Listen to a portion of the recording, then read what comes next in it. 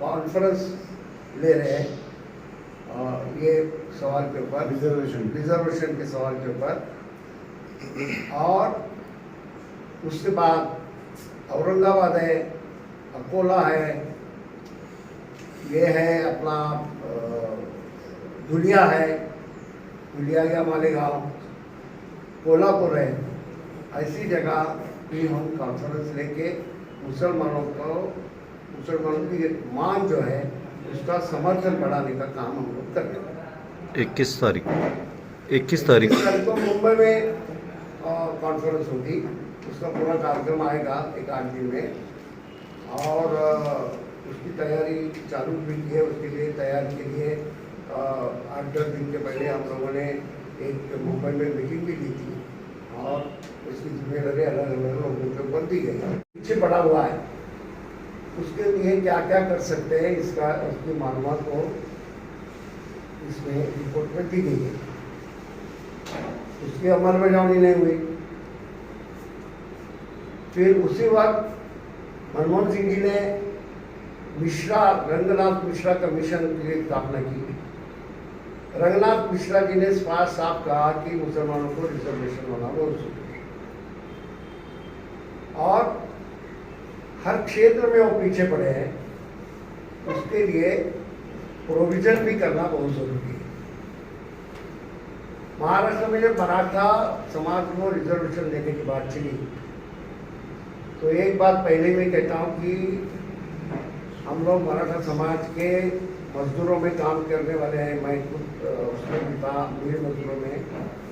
और मराठा समाज में मेहनत कश है या भूमिहीन है या छोटा किसान है, इनकी हालात मराठा बोलने के बाद अपने दिमाग में मंत्री एजुकेशन संस्था चलाने वाले लोग आते हैं।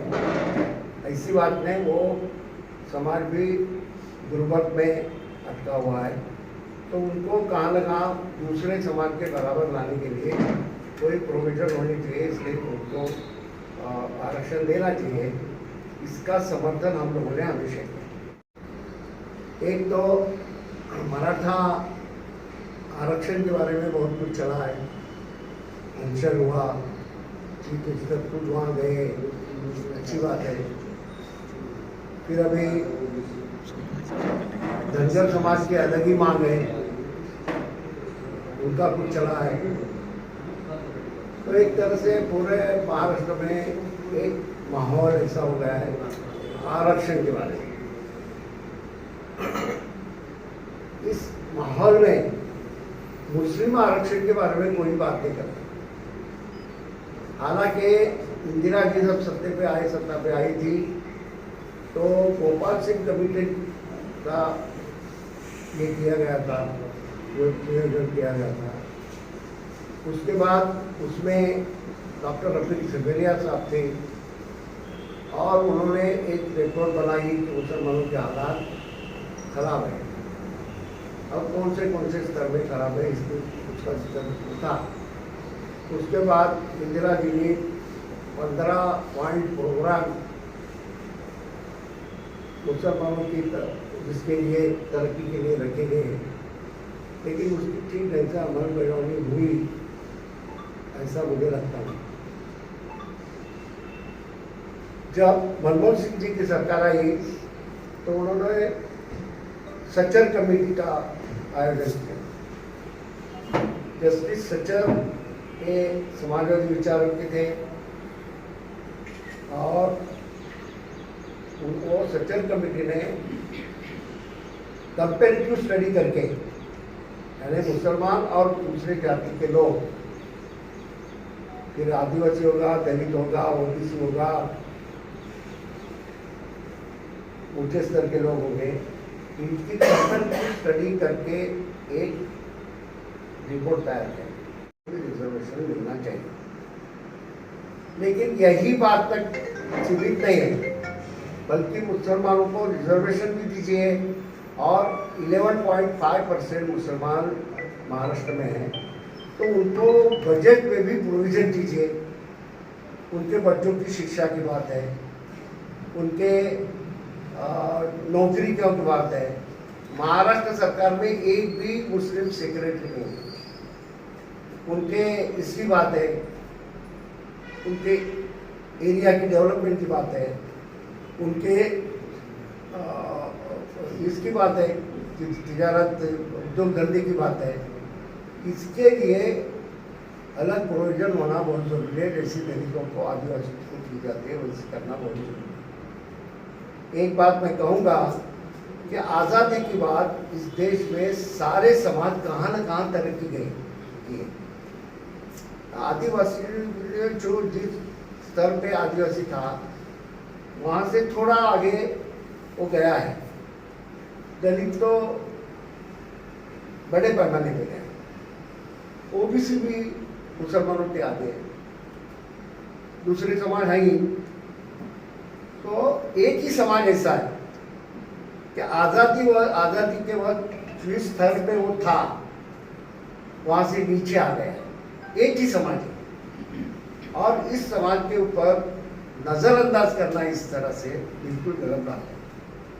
इससे देश का भी नुकसान होता है। मुसलमानों में जो बातें हैं उसका अच्छी तरह से अगर वापर करेंगे तो देश की उन्नति के लिए और समाज की उन्नति के लिए भी अच्छा होगा। इसलिए उनको दूसरे समाज के बराबर में लाने के लिए खास सहूलतें होना चाहिए।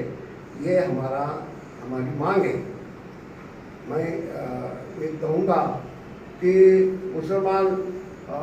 आज मुसलमानों की तादाद पॉवर्टी रेखा के नीचे अगर कोई समाज बड़े पैमाने है तो मुस्लिम समाज है। कौन से भी शहर में जाओ मुसलमानों की तादाद झोपड़पट्टी में सबसे ज़्यादा है। मुंबई में तो बड़े पैमाने के, मुंबई में 80% मुसलमान झोपड़पट्टी में रहते हैं। उनको स्कूलें बंद की गई, प्राइवेटाइजेशन स्कूल का होने की वजह से स्कूलें नहीं, माहौल जिस ढंग का बना है, लड़कियों का एजुकेशन नहीं। ऐसे हालात में मुस्लिम समाज है उसको आगे लाना बहुत जरूरी है। मुसलमान बहुत अच्छा कारागिर होता है, उसकी उंगलियों में अल्लाह ताला ने बड़े ये किए जादू दिए। वो कुछ भी करता है। वो टीवी आपका दुरुस्त करता है, वो एसी आपका दुरुस्त करता है, वो आपका फ्रिज दुरुस्त करता है, वो आपका नल दुरुस्त करता है, वो आपकी साइकिल दुरुस्त करता है, वो आपकी गाड़ी दुरुस्त करता है। क्या कर नहीं सकता, सब कुछ करता है। तो उसको अगर एजुकेशन मिलेगा तो वो कहाँ के कहाँ जाएगा। चांद के ऊपर जाने की जो सोच रहे हैं तो उसमें मुसलमानों को एजुकेशन देंगे तो वो उसमें बहुत मदद कर सकेंगे। वो साइंटिस्ट बनेगा। तो ये उनके ऊपर नज़रअंदाज करना बिल्कुल गलत है। ये हमारा मुद्दा है।